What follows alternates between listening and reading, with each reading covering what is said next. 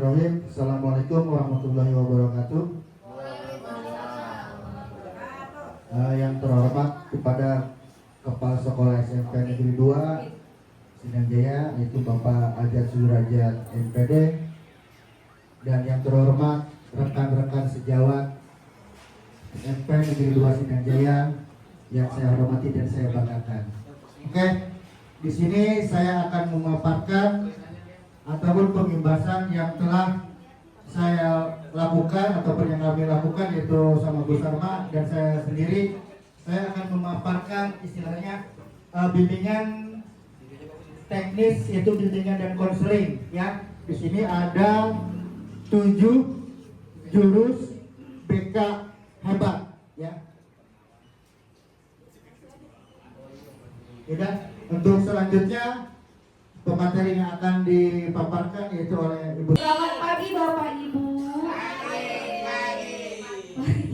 Pertama-tama yang kami lakukan bukan untuk mengajari ya Bapak Ibu. Kami cuma mau berbagi apa yang telah kami dapatkan di sana. Jadi kami mau bercerita saja hari ini. Jadi kami akan menjelaskan kilas baliknya saja. Hanya butuh sekitaran, saya butuh waktu Bapak Ibu. Kalau cepat 30 menit, kalau lama ya sekitar lebih dari 30 menit kayaknya ya. Nah, untuk kegiatan kali ini pembelajarannya sama seperti pembelajaran yang lainnya. Cuma kita difokuskan menggunakan metode belajar ARKA. Ya Bapak Ibu, apa itu metode belajar ARKA? Nah, nanti sebelum ke ARKA kita kenalan dulu jurus-jurus apa yang pengen kita sampaikan. Jadi jurus-jurus ini nggak cuma buat BK doang, jadi buat Bapak Ibu juga. Jadi kita cerita-cerita tentang jurus ini yang kita dapatkan di sana. Yang pertama ada jurus 1, kenali potensi.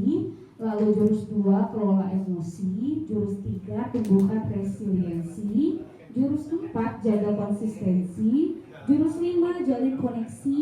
6, bangun kolaborasi. Dan 7, menata situasi. Jadi nanti saya dan Pak Denny akan ganti-gantian untuk menjelaskan ini. Dan kebetulan kami beruntung ya, dua-duanya kepanggil. Jadi enak nih pembahasannya bisa berdua gitu.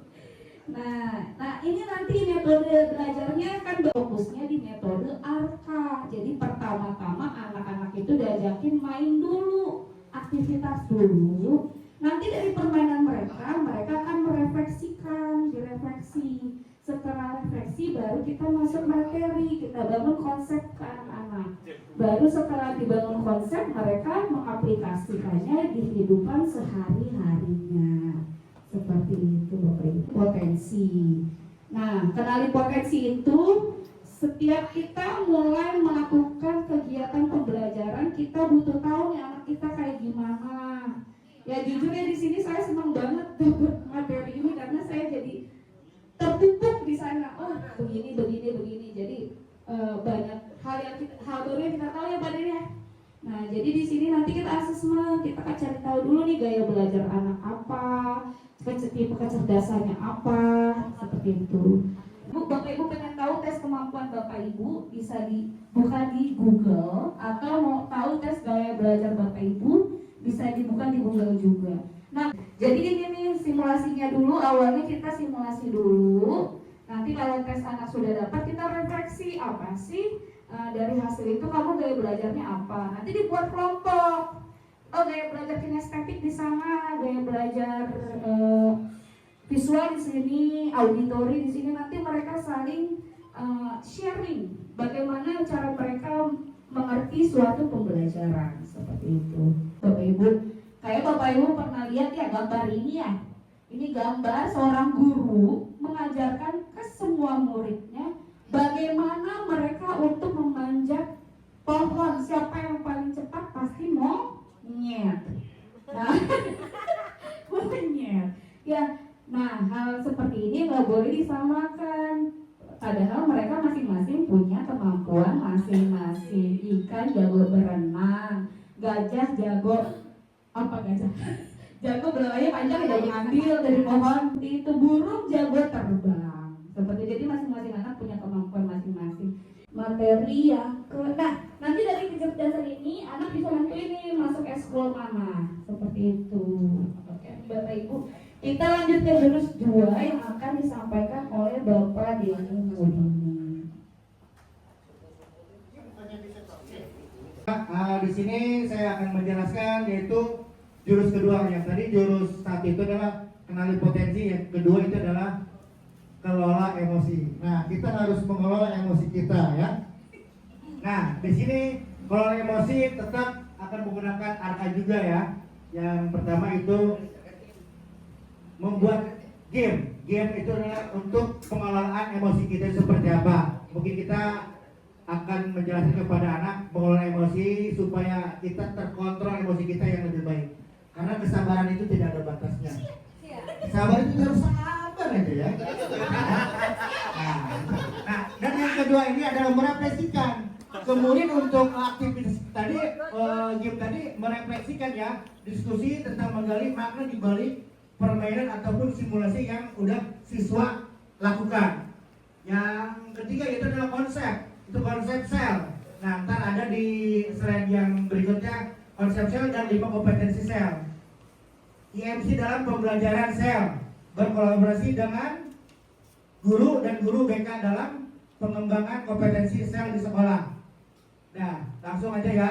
Yang terakhir yaitu aplikasi.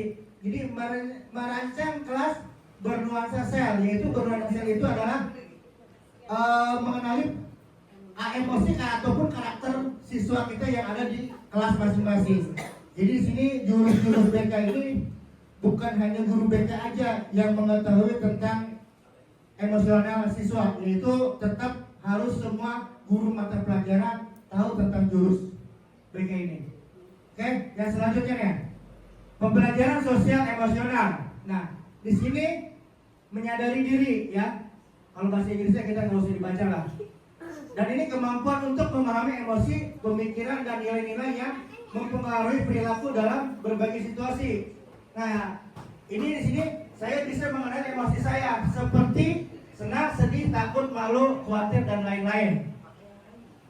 Terus mengelola diri, kemampuan untuk mengatur emosi, pemikiran, dan perilaku secara efektif pada situasi yang berbeda. Nah, mengambil keputusan dan bertanggung jawab yaitu adalah membuat pilihan yang tepat dan konstruktif pada situasi tertentu. Di sininya penanganannya itu saya memahami keputusan yang saya ambil dapat berdampak pada diri dan orang lain. Ya. Terus terampil ataupun berrelasi pengelolaan emosi.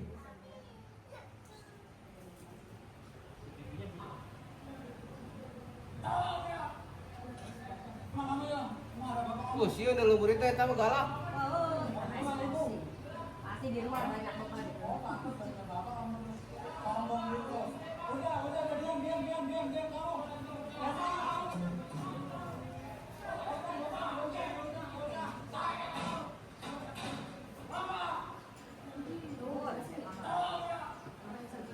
Nah, di sini untuk penjelasan bisa Bu Sarma, kan saya yang menambahkan. Bu Sarma, silakan Bu Sarma. Jelaskan dulu tersebut. Bapak takut emosi ya? Bapak takut emosi ya? Enggak, ini kerja sama yang baik. Iya, tadi Bapak Ibu bisa lihat ya, ada siswa marah sama gurunya, tapi disambut dengan emosi juga dari gurunya. Tadi kata-kata bapaknya, kamu gak punya bapak kali ya, makin emosi. Nah, hal tersebut yang membuat kenapa emosi ketika namanya sistem dinosaurus Bapak Ibu. Jadi ketika anaknya ada dinosaurusnya, bapaknya juga ada dinosaurusnya, jadi nggak bertemu, malah jadi haho gitu ya tadi ya. Nah, harusnya sebagai guru, ini saya bukan menyalahi gurunya ya. Jadi harusnya sebagai guru ketika anak sudah seperti itu, alih tangan kasus bisa langsung ke entah siswaan atau ke BK. Karena kalau ketemu bapaknya lagi yang ada malah emosi gitu. Jadi ditenangin dulu anaknya, iya, baru nanti bapaknya dibawa. Jadi harus ada orang ketiga di sana seperti itu. Kalau untuk ke siswa ya, gitu. Itu aja kali ya. Jadi ada dinosaurusnya di sini. Jadi Oke deh. Oke. Nah, di sini tadi menerangkan antara berarti emosi sama emosi, tujuannya berarti kita akan menimbulkan kenegatifan, ya. Jadi intinya kalau emang ada siswa yang nilai juga kita terbawa emosi, tapi kita harus menyadari diri sendiri. Kadang kita perilaku kita, emosi kita juga harus ada yang menyadarkan, yaitu pihak ketiga, ya, untuk mengelola emosi kita. Terkadang dalam diri saya juga dengan emosi ke orang lain, saya butuh penyadaran juga dari orang lain, masukan, ya. Karena yang paling susah itu adalah koreksi diri kita, ya. Yang paling susah itu koreksi diri, ya. Ya Allah. Oke. Therefore, there are always about to have eyes. Artinya aja lah. Usulannya aja. Ini bingung. Jangan sampai dinosaurus melawan dinosaurus, tapi dinosaurus harus ketemu dengan pawangnya. Tadi kan adiknya marah ya, wah gitu. Nah, sama kakaknya kan, ayo tarik nafas dulu, buang. Jadi dinosaurusnya harus ketemu pawang dulu, seperti itu. Jadi sama kayak tadi siswa marah, dia ketemu pawangnya dulu, entah kesiswaan atau guru BK mungkin kalau guru atau wali kelas, ya. Kalau lagi ada masalah dengan guru mapel seperti itu. Ini tumbuhkan resiliensi yang biar jadi nanti kita akan bermain membangun menara dengan kartu, karena biar kita coba ya Bapak Ibu ya, kita bikin bangun menara dengan kartu nih, satu permainan aja deh ya. Bu, mau ikutan? Masuk aja ya, masuk ya. Ini aja dulu Pak Pawawan sama Pak Irfan. Ini bapak-bapak nih. Main kartu. Bu Yaya jangan diganggu, lagi sibuk. Ya, Bu Mumun sama Bu Mae boleh, ya. Bu Eka sama Pak Pendi ya Pak. Di sini kartunya. Nah Bapak Ibu, kita mau bangun menara kartu Bapak Ibu. Nah, saya kasih waktu 20 detik aja ya. Oke. Silakan Bapak Ibu membangun menara kartu seperti ini. Saya berikan waktu 20 detik dari sekarang. Yuk, kita main menara kartu dulu. 1, 2, jangan digoyang-goyang. 3, 4, 5,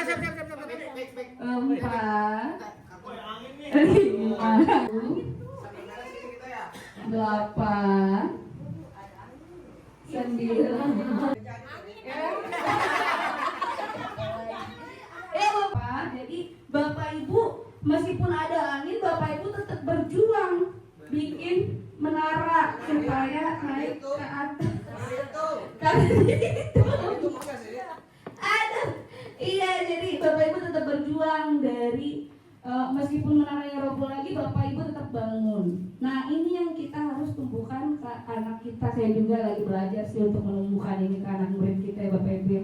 Bagaimana mereka untuk menerima kegagalan tapi tetap mau bangkit. Ini tadi udah sama Pak Denny. Lalu sekarang kita masuk ke konseptual. Konseptual itu pemberian materi ke anaknya, membangun konsep anak. Jadi resiliensi itu Bapak Ibu, kemampuan seseorang untuk bangkit kembali dan pulih dari kesulitan, stres atau trauma yang dihadapi Bapak Ibu. Saya yakin Bapak Ibu udah umurnya udah berpuluh-puluh tahun, udah keras. Jadi banyak bahkan siswa SD sudah mengerti caranya untuk bunuh diri. Nah itu, jadi dibully sedikit karena dihina nama bapaknya, kan anak bully-bulian nama anak-anak itu kan nama orang tua ya. Jadi mereka dihina sedikit langsung gantung diri, diejek gak punya bapak gantung diri. Nah ini yang harus kita tumbuhkan ke anak-anak. Meskipun mereka punya trauma yang berat, kita yakin anak-anak kita mampu untuk sembuh dari trauma itu. Ibu, pujian menghancurkan daya juang. Nah, akan lebih baik diberikan dukungan daripada pujian. Contohnya seperti apa? Ketika ngomong sama anak, jangan bilang langsung kamu hebat, tapi fokus sama perilakunya. Kamu sudah kerja keras, jadi kamu layak dapat prestasi itu. Contohnya, ya. Lalu salah satu saja yang dicontohin ya Bapak Ibu. Lalu kita ke aplikasi Bapak Ibu. Nah, ini kan aplikasi. Ini aplikasinya contohnya ketika kita menerima curhatan dari anak, kita pakai teknik burger. Nah aplikasinya di teknik burger ini Bapak Ibu. Nah, jadi Bapak Ibu pertama kali dengar curhatan anak, Bapak Ibu mulai dengan apresiasi dulu. Pertama, Ibu bangga kamu mau mencurahkan dan mau menceritakan trauma kamu sama Ibu. Terima kasih untuk keberanian kamu. Nah, lalu di tengahnya kasih koreksi. Ibu rasa dari cerita kamu mungkin ada beberapa hal yang perlu kita perbaiki. Lalu terakhirnya dikasih apresiasi lagi. Ibu percaya kamu pasti bisa dan kamu adalah pribadi yang tangguh. Jadi apresiasi, dikasih koreksi, ditutup lagi dengan apresiasi. Jadi dibangun lagi mental anaknya. Nyakiti hati. Boleh lembut tapi jangan sampai tidak tegas. Jadi itu tadi ya, ini contoh aplikasinya pakai teknik burger. Ini teknik burger. Oke, selamat Bapak Ibu lulus di tumbuhan resiliensi. Kita masuk ke teknik jurus keempat. Dilanjutkan dengan jurus keempat, itu adalah jaga konsistensi. Nah, di sini tetap kita akan menggunakan ARKA, yaitu aktivitas, refleksi, konsep, dan aplikasi. Ya, tetap kita yang pertama itu adalah membuat game. Ya, buka kepekaan tangan. Ya, next. Nah, kesadaran dan paksaan. Kebutuhan dasar manusia ingin dihargai otonomi atau kemerdekaannya. Radar anti persuasi akan aktif. Muncul reaktansi, yaitu adalah reaksi resistensi. Perintahkan akan diabaikan, larangan jadi rekomendasi.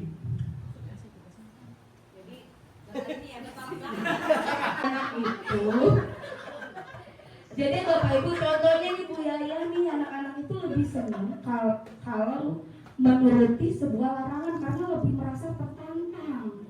Nah, kalau perintah itu kayak aku cukup banget, jadi perintah itu akan diabaikan, jadi larangan tuh jadi favorit mereka gitu. Jadi makanya untuk menjaga konsistensi ini dibutuhkan kesadaran, bukan paksaan begitu. Bagaimana cara mereka sadar supaya mereka mau melakukannya. Jadi gitu ya, kesadaran dengan aturan yang ada di sekolah kita. Contoh kita juga dalam diri kita mempunyai aturan tersendiri. Dia suruh itu emosinya semakin meluap-luap ya. Nah, di sini akan menyaksikan video.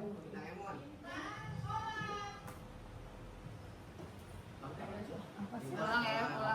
Volume di TV-nya gitu. Gimana caranya? Tuh di oke. Lain. Salat dulu ya.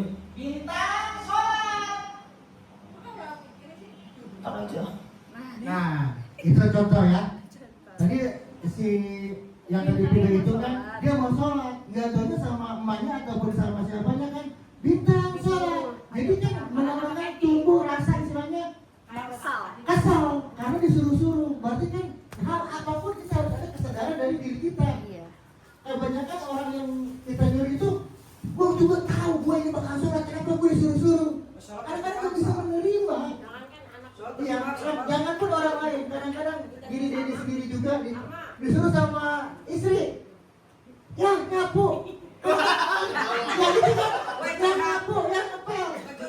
Kalau salah kadang kita juga tahu bahwa harta itu kotor. Guru sudah siap hendak sholat. Tiba-tiba ibunya berteriak menyuruh sholat. Apa reaksi Bintang? Ya kan? Malas karena dia ngerasa disuruh dengan secara tindakan yang menurut Paksaan. si Eman ini ngerasa terganggu dalam emosinya kan? Mengapa dia bereaksi seperti itu? Ya kan? Tadi ngerasa kesal. Apakah Anda punya pengalaman serupa yang tadi saya ceritakan? Disuruh sama istri kadang-kadang kita gimana gitu ya?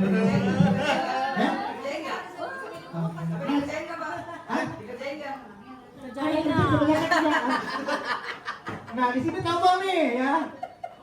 Tombol ajaib loh. Daya perintah dalam diri ya. Nah, di sini ada kesenangan ya. Kesenangan terus di sini kebutuhan. Kesenangan kita ada kebutuhan. Nah, kita kita bantu untuk mengerjakan tadi kita. Sebagai muslim kita harus senang dulu ini kita sholat. Kalau kita nggak ada senang dan nggak ada kebutuhan, dan kebutuhannya apa? Buat akhirnya kita kekal dalam menjalankan sholat, ataupun kita berencana untuk membangun musola. Ini kita harus bisa kesenangan dulu nih kita untuk membangun musola.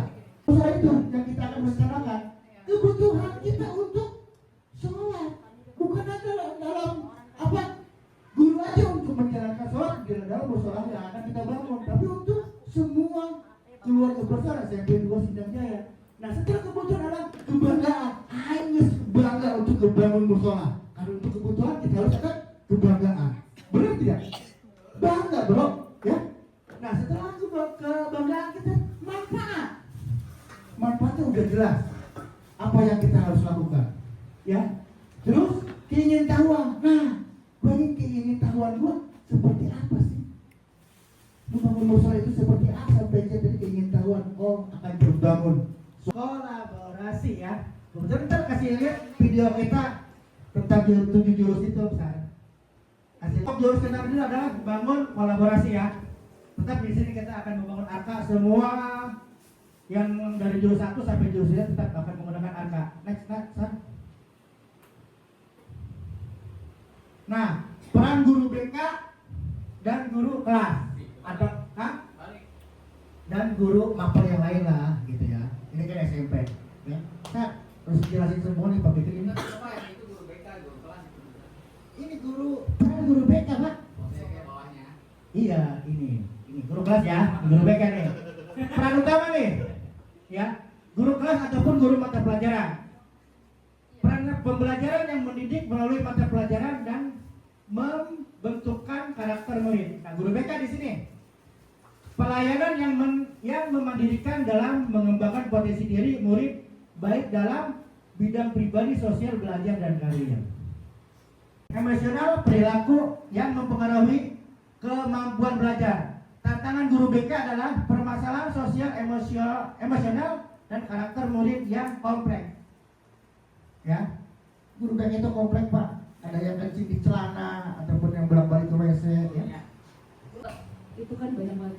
Jadi tingkat masalah itu ada 3. Yang satu itu kasuistik ya Bapak Ibu, ya. Kalau masalahnya tentang kasus bisa langsung ke kesiswaan. Tapi kalau masalah kecemasan atau anaknya nggak bisa sosialisasi, Bapak Ibu bisa konsultasi ke walasnya dulu, nanti baru ke BK, gitu Bapak Ibu.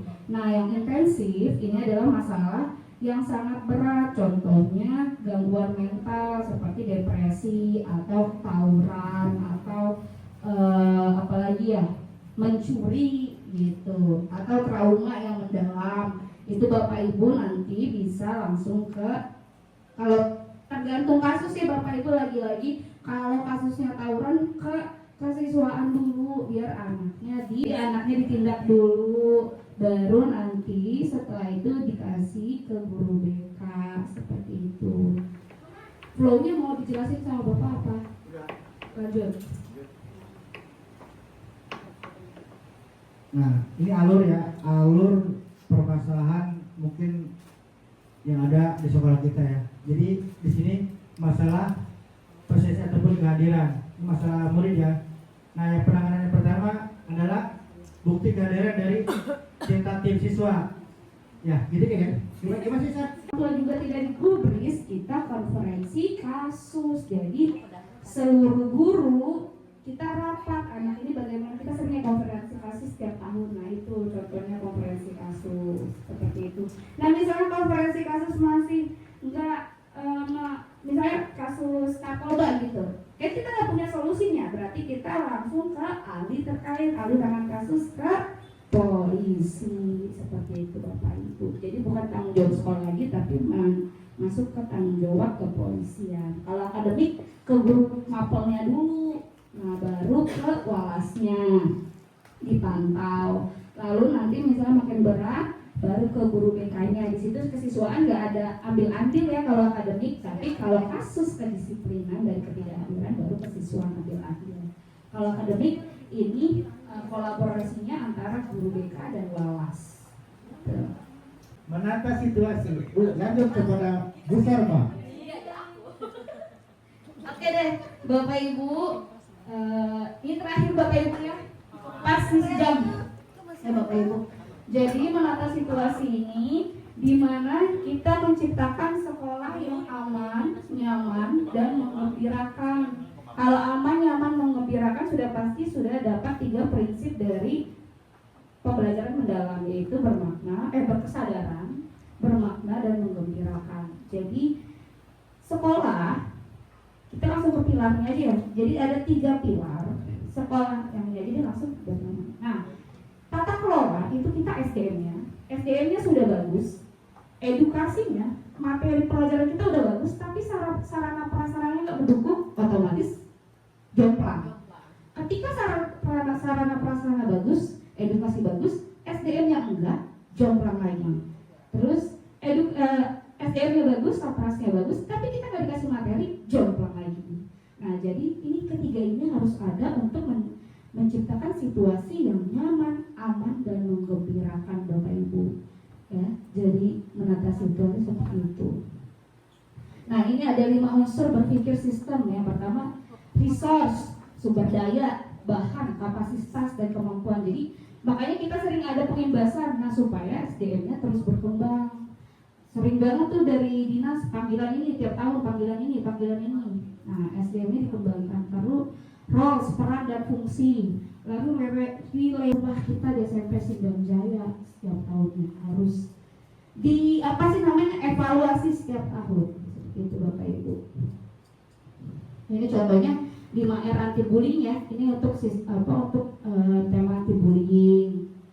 Terus ya, itu yang bisa kami sampaikan Bapak Ibu dari 7 jurus itu. Terima kasih untuk waktunya Bapak Ibu, mau bertahan selama 1 jam di sini. Lalu udah itu aja kali ya Bapak Ibu, cukup sekian dari kami. Terima kasih Bapak Ibu sudah meluangkan waktunya. Oke, terima kasih teman-teman. Alhamdulillah dari jurus 1 sampai jurus 3 teman-teman udah memperhatikan saya dan menjelaskan tentang apa itu 7 suruh BK. Karena di sini juga sama ini tahap belajar belum bisa menguasai materi, terutama diri sendiri yang kebanyakan di luar. Mungkin sekian. Wassalamualaikum warahmatullahi wabarakatuh.